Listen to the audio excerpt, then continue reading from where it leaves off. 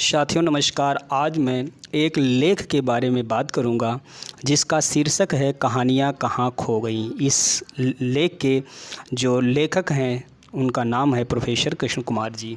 अब ऐसे लोग बड़ी कठिनाई से मिलते हैं जो अपने बच्चों को रोज़ एक कहानी सुनाते हों।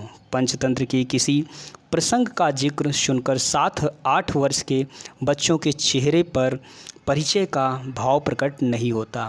बहुत सी कहानियाँ मुहज़बानी सुना सकने वाले व्यक्ति शहरों और कस्बों में दुर्लभ हो गए हैं और गाँवों में भी लगातार कम होते जा रहे हैं। नौजवान माता पिता अपने बच्चों को किताब या पत्रिका से बाँचकर ही रोज़ एक कहानी सुना दें, यह भी देखने को नहीं मिलता। ऐसी किताबें अब मुश्किल से ही मिलती हैं जिनमें छपी हुई कहानियाँ मज़े से सुनाई जा सकें। लोक कथाओं के कई उम्दा संकलन 15-20 वर्ष पहले तक उपलब्ध थे, अब रद्दी संकलन भी ढूंढने से नहीं मिलते हैं। बच्चों को कहानी सुनाने की एक लंबी परंपरा भारत में रही है। हाल के अतीत में इस परंपरा का हास्य हुआ है और यह हास्य बिल्कुल स्वाभाविक था। कहानी परंपरागत रूप में जिन परिस्थितियों में सुनाई जाती थी वे आज के पारिवारिक सामाजिक जीवन में उपलब्ध नहीं है। संयुक्त परिवार और गांव मोहल्ले की पारस्परिक बनावट जिसमें कहानी सुनाने की कला फली फूली अब व्यापक स्तर पर नहीं बची, लेकिन परिवार और समाज में कई नई परिस्थितियों में बच्चों को कहानी सुनाने की उतनी ही ज़रूरत है जितनी पहले थी। सामाजिक संगठन में बदलाव की जिस प्रक्रिया से हम गुजर रहे हैं उससे मिलती जुलती प्रक्रियाओं से दुनिया के कई औद्योगिक समाज पहले गुजर चुके हैं। इन समाजों में बच्चों को कहानी सुनाने की परंपरा का ठीक वैसा हास्य हुआ जैसा हम अपने यहाँ आज देख रहे हैं, किंतु अब इन समाजों में कहानी सुनाने की कला को नए सिरे से प्रोत्साहन दिया जा रहा है।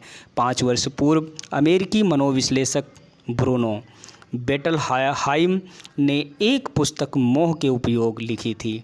इस पुस्तक में कही गई मुख्य बात यह है कि छोटे बच्चों के भावनात्मक विकास की कई गहरे ज़रूरतें नियमित रूप से परिकथाएं सुनकर पूरी होती हैं। उत्तरी अमेरिका में इन पुस्तकों की व्यापक चर्चा हुई और इससे कहानी सुनाने की कला को पुनर्जीवित करने में लगे अध्यापकों, माता पिताओं और शिक्षाविदों को मदद मिली। लोक कथाओं और परिकथाओं की संरचना छोटे बच्चों के सोचने की शैली से मेल खाती है और यही इन कहानियों के प्रति छोटे बच्चों के आकर्षण का मुख्य आधार है। बहुत गंभीर विपदाओं के कल्पनाशील हल इन कहानियों की संरचना में गुथे होते हैं। मनुष्य की सामाजिकता और प्रकृति की चुनौती इन कहानियों के अंतर्धारा होती है। यह धारा समाज में अपना जीवन एक छोटे शरीर और तमाम तरह की आशंकाओं के साथ बच्चा शुरू कर रहे होते हैं। छोटे बच्चों की कई मानसिक मांगें पूरी करती हैं। इन कहानियों को सुनते हुए छोटे बच्चे अपनी मातृभाषा की बुनियादी लयों के संपर्क में आते हैं। शब्द और वाक्य रचना का पूरा भंडार उनके हाथ लगता है। इस भंडार से वंचित रह जाने वाले बच्चे कुछ बड़े होकर के जब पढ़ना और लिखना सीखते हैं तब उनके लिए भाषा एक यांत्रिक चुनौती बन जाती है। वह सहज ज़रूरत या इच्छा नहीं बन पाती। बाद में वे ध्यानपूर्वक सुनने, संयत ढंग से बोलने या संवाद में हिस्सा लेने जैसी क्षमताओं का विकास नहीं कर पाते। छोटे बच्चों को कहानी सुनाने की वकालत कई आधुनिक शिक्षाविदों ने की है और इसी वकालत के फलस्वरूप पश्चिमी देशों में स्कूलों और पुस्तकालयों ने कहानी सुनाने को अपने नियमित कार्यक्रमों में शामिल किया है। इधर भारत में ठीक वह स्थिति दोहराई जा रही है जो अमेरिका और यूरोप में 30 वर्ष पहले तक रही। हमारे स्कूलों में आजकल जल्दी से जल्दी पढ़ना लिखना सिखाने पर जोर दिया जा रहा है।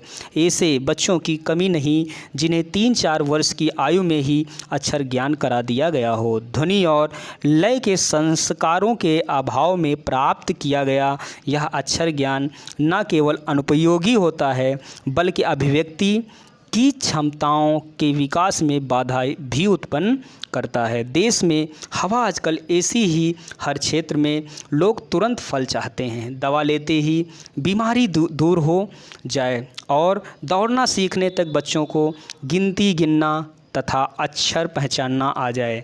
ये आजकल फैशन है। इस वातावरण में कहानी सुनाने जैसा धीमा और नियमित काम कौन करे? कहानी सुनाने की संस्थाएं शुरुआत हमारे यहाँ रेडियो ने की थी और कभी कभी दूरदर्शन भी यह रस्म निभा लेता है।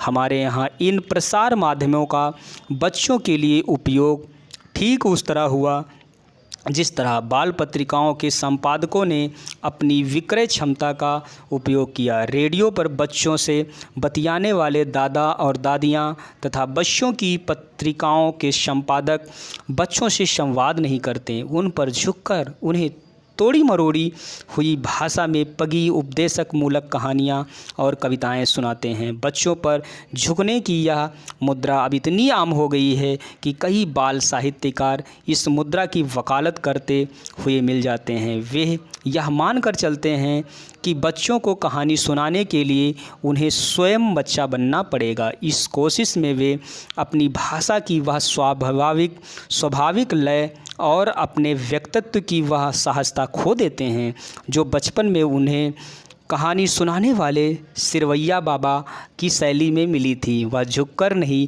आराम से बैठकर कहानी सुनाते थे और उनसे कहानियाँ सुनते हुए मुझे यह भूलने की ज़रूरत कभी महसूस नहीं हुई कि वे मुझसे 50 वर्ष बड़े थे। बड़े और छोटे के बीच का फासला कहानी स्वयं तय करती है। इस फासले को किसी कृत्रिम मुद्रा, मुस्कान या संबोधन से ढकने की ज़रूरत नहीं है।